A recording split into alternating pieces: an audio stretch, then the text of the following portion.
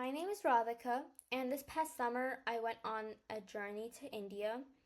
My goal there was to create and run several health camps for the underprivileged, and it was a really fun project, but I'm thrilled to be back and share a report on how it went, what we achieved, and what I learned.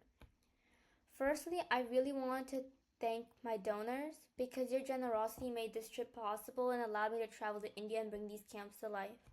Without your support, this wouldn't have happened, and I'm truly grateful for that. So, thank you. For my camps, in total, I ran six, and each of them focused on a different aspect of health.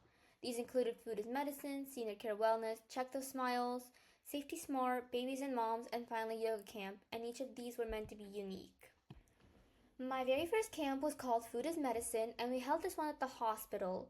The core idea was to demonstrate how the right food choices can act as medicine, and after the camp, I had the opportunity to work alongside as an intern at the hospital, which allowed me to speak directly with the people and understand their health concerns. A significant problem I consistently heard was related to the fluctuating heat between the day and the night, and many people reported not feeling hungry and were skipping lunch because of that heat, which made them more tired and exhausted. To address this, I put together a small kit for a banana as a fruit, an electric drink, and a small snack. My aim was to show them that sometimes medicine isn't just in a pill bottle and it can be found in your own kitchen. The camp served around 50 people and ran from 9 a.m. to 4. The total cost for the materials in the kit, which included the electrolyte banana and snack, was around 5,050 rupees. Beyond skipping meals and not resting enough, I also noticed issues with people eating too much spicy food and not wearing adequate slippers, which were causing them more pain.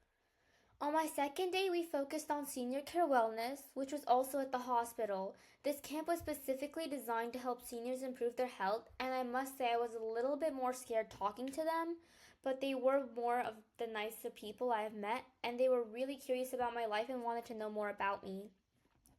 We had around 62 people attend this camp from 9 a.m. to 4 p.m. again, and for their kids, I provided Chawamprash, which is a medicine often used by the elderly, along with some oil and electrolytes. I also gave them a small snack of sprouts for some protein. Lastly, I added a donation to the hospital, a walker and a wheelchair, so that the senior patients needing assistance with walking would have them more readily available. The main health problems I observed among the seniors included high blood pressure and high blood sugar, which was really similar to the previous group, and they were consuming too much spicy food. For my third camp, which I called Check Those Smiles, I visited an orphanage called SOS to teach them about dental health. This experience was really eye-opening because I felt like I was the one learning here. I discovered that the children there brushed their teeth for 3 times a day for 15 minutes, and they were really diligent about maintaining great dental hygiene. This camp had about 110 participants and it ran from 5 to 8. I even managed to get some of my cousins to help me pack the materials, which was a super huge help. Each kit contained essential dental hygiene items, a toothbrush, toothpaste, tongue scraper, and dental floss. But I also added a nail clipper just for the overall hygiene. Something interesting I've observed here was that there was a little bit too much dental care. But I also saw there was a lack of other medicines, and they expressed appreciation for specific medicines they could use. For my next camp, Safety Smart, it was focused on teaching first aid, and I tried to make this focus for kids, so I went to a high school. When I walked into the school, the environment itself was striking. It was very small and not particularly comfortable. I saw students with their backpacks on their desk because there wasn't a designated spot for them, and often two students were sharing one seat. I also noticed a significant imbalance in gender with more girls than boys, and when I asked about this, I learned that boys tended to be more mischievous and skip school more often.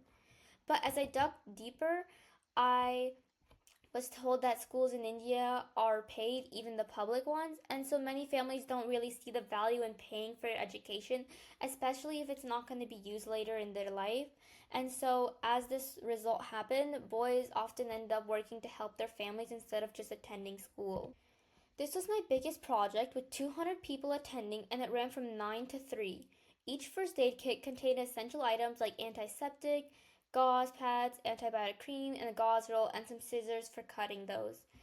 The main problems that I saw here were skipping school and the significant challenge of a small learning space. For my fifth camp, I visited a courtyard shelter, which essentially functions as a daycare for children under 6 years old, because once you're over 6 you can go to school, but under 6 they have to they can't go to school, so they don't really have a place to go, especially if both the parents are working. So this shelter provided a free government funded options for working families who couldn't care for their young children during the day. I saw it wasn't very well resourced, being government funded, and it lacked many supplies it should have had, though I still saw the kids finding creative ways to play with whatever was available.